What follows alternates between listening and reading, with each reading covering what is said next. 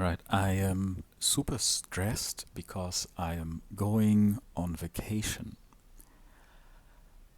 And on the one hand, that sounds silly. On the other hand, I know that a lot of people know that phenomenon because, you know, during a vacation, there's a lot of things that I don't get done. So I have to take care of a lot of things before that. And I know that there's going to be a huge mountain of tasks and things to take care of once I come back from it, and the anticipation of that, and also a sense of anxiety around, well, some of these things I don't quite know yet how they will pan out. So um, it's just causing me stress, right? And I don't want to feel that way. Or let's put it different. Of course, I don't want to feel that way. I do feel that way. But I think a question worth asking at this point would be, how could I handle this differently? What can I do to change the way I think and feel about this? Because I don't like to carry this with me. Not now, not at any moment, right? But especially not during my vacation. I don't want to have kind of that latent pressure with me all throughout the trip. So I'm thinking, what can I do? And this video is just me kind of exploring that, thinking out loud. Um, Actually, first of all,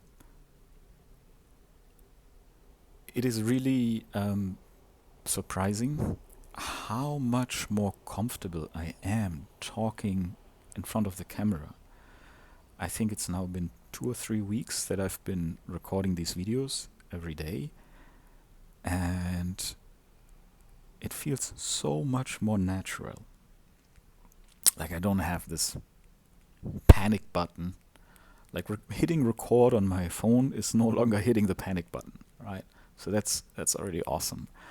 Now, if I can transform my feeling of stress and anxiety around that vacation and that mountain of tasks, or the two mountains of tasks, the one mountain before my vacation and the one mountain after my vacation, into something that is, you know, more pleasant and also less stressed and more easy, right?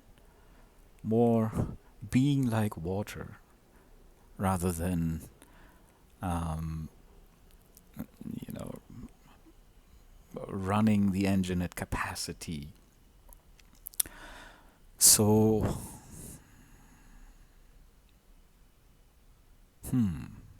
how could I go about this? Well, on a practical level, I'll be bringing my laptop, so I know that I will still be working to some degree. Now, there will be a lot of situations and times and places where I can't actually work, even if I wanted to. There will be, a lot of activities and times with friends where, that just quote unquote eats up my work time. So there is one real constraint, but I do have my laptop and I can, take care of the kind of most important, most urgent things. That is one thing. Also, how many times in life have you already been stressed and worried about possible things that could go wrong, that could go bad, that could happen, and then they did not happen? And then imagine how much lighter your life would have been until now if you just wouldn't have done that to yourself.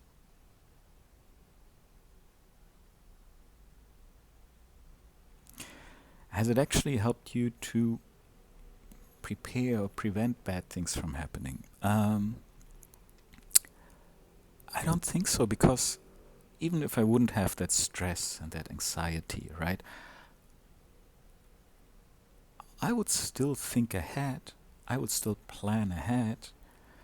Um, I think this comes from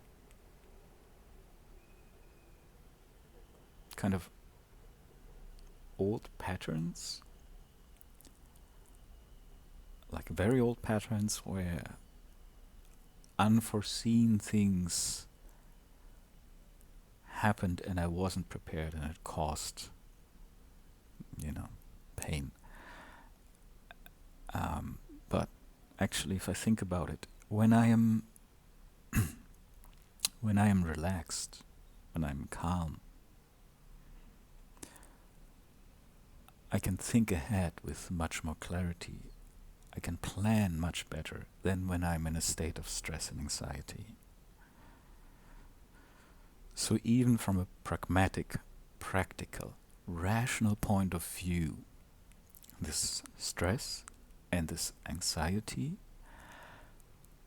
doesn't seem to serve a purpose, especially if it's like a, you know, um, default stress and anxiety that kicks in every time in such a situation. Now, sometimes stress and anxiety might actually be a signal from, your subconsciousness or your intuition, where there's something that is not on your radar and it's trying to alert you of that, right?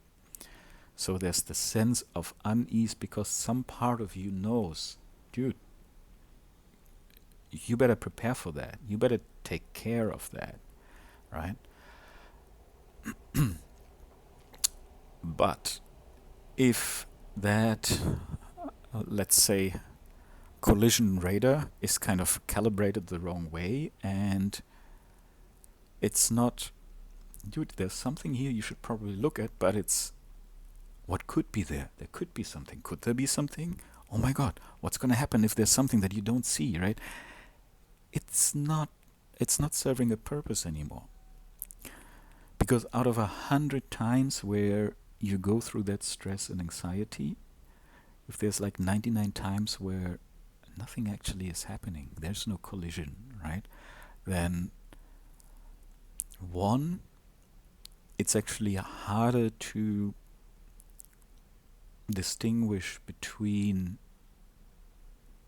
a real potential issue and a just potential issue. And there's always something. I mean, right? If you think about it creatively enough, I could be sitting here in my living room and a meteorite could fall from the sky and hit me in the head, right? Somebody could break in my door now and shoot me. There could be an earthquake or a fire or whatever, right? So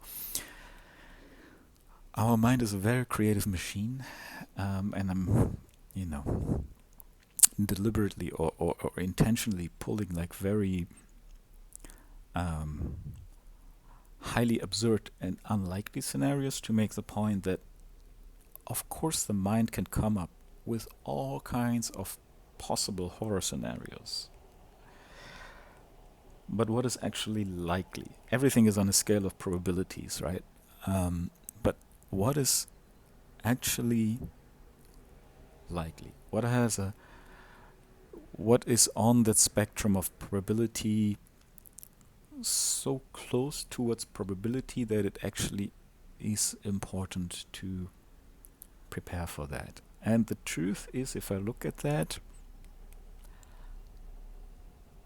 I'm pretty good. Like, there's nothing in this situation, like, there's nothing horrible that's gonna happen. Um,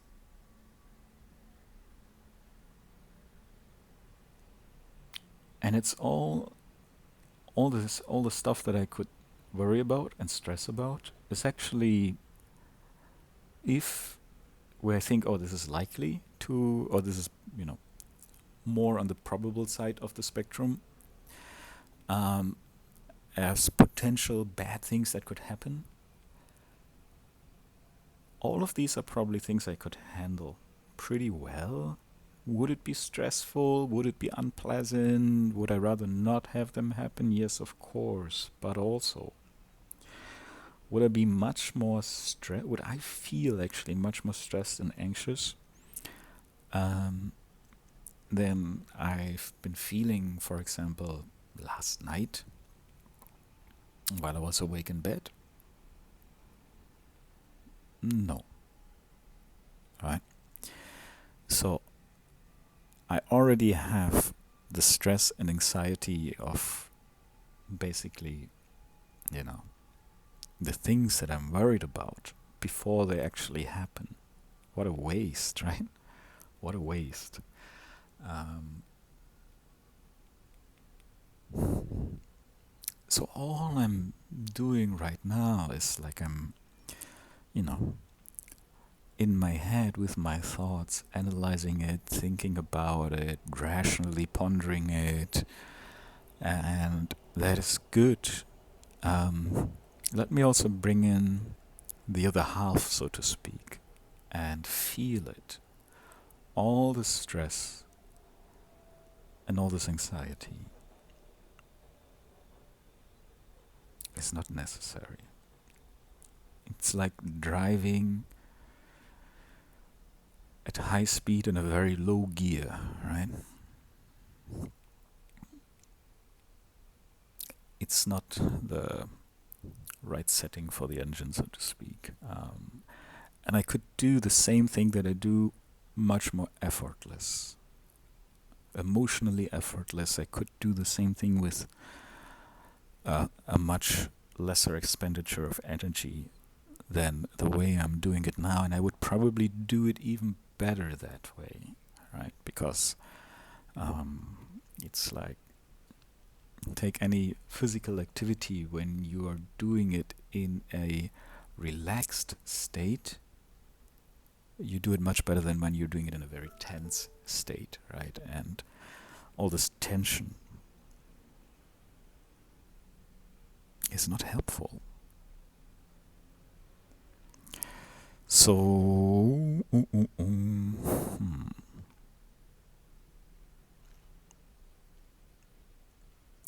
shift a little bit more to the calm side, to the relaxed side. Gonna go through your body and see where there's tension.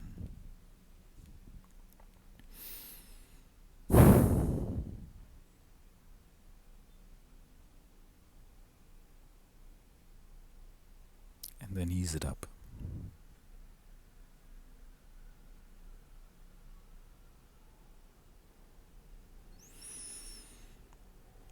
Take a deep breath.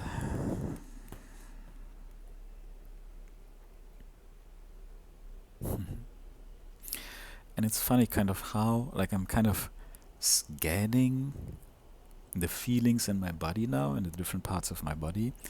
And it's interesting how, for example, when I have a lot of, let's say, when I sense tension or anxiety or, you know, in one part of my body and I focus on that, it's almost like it's opening a faucet of thoughts. All these thoughts suddenly stream out, right? And it's almost like the thoughts have been captured or kept or contained in that area. And then when I shift my attention to that part of my body and I feel that feeling and I just soften the tension, I allow it to ease up. It's like these ideas can flow out and these thoughts can flow out and float away or dissolve, right? I can do that. I can let them pass by, like just the way clouds pass through the sky. And I can dissolve them again, just like clouds can dissolve in the sky.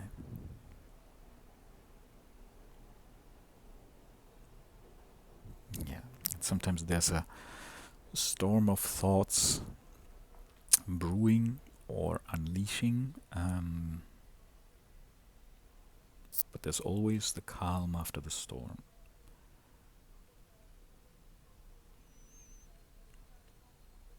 And taking care of these dark clouds,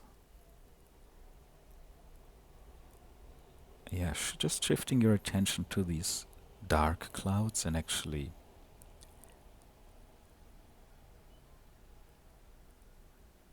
seeing them through calm eyes in a relaxed way. For many of these, that's actually enough to dissolve them.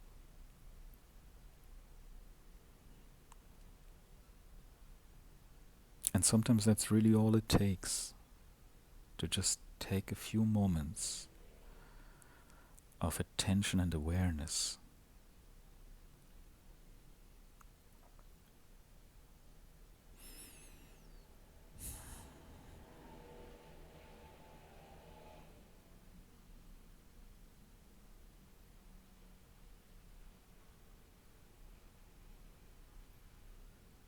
Yeah, and watch the dark clouds and see what comes out of it. And a lot of it is, oh yeah, that again. Uh-huh. Oh yeah, that again. And sometimes there's something like, oh, interesting, right?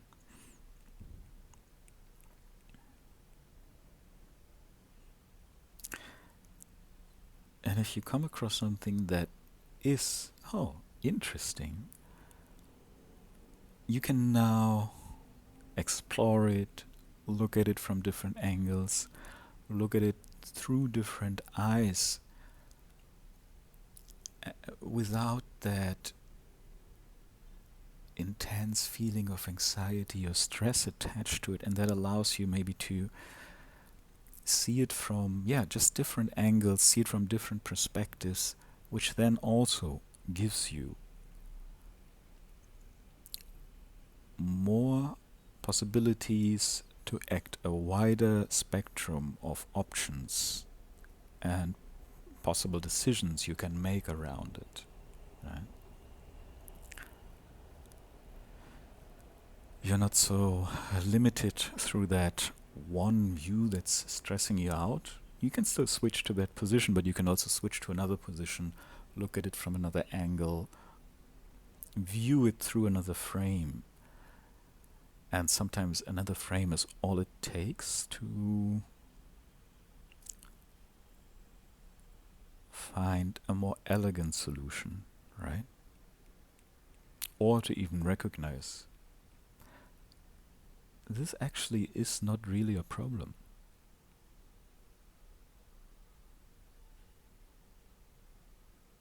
Sometimes there's a small change you can make, just a subtle shift, and that's enough.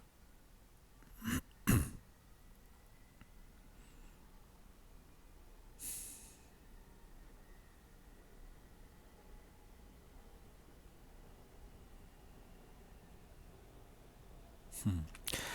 And it's funny, I had definitely, I would say overall the stress and anxiety is now a little lower. It's still there. Um, and then I had moments where it almost completely went away and I was, in a sea of calm. But then it also came back, right? Um, but just the fact that you can do this and you can adjust the intensity of it, right? You can modify it through your thoughts, your actions, your feelings, your attention, is better than being kind of at the mercy of these things completely and just just viewing yourself as the recipient. So taking a few moments to do this, and experiencing that, oh, I can do something about it. I have some power to change this, to shift this, to work with this. It's not just something that's happening to me, but it's something that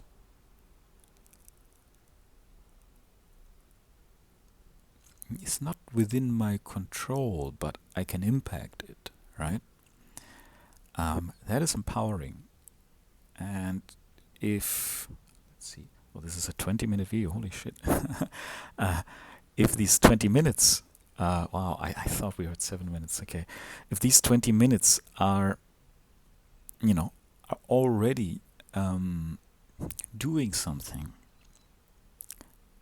then there's so much more that is possible, all right?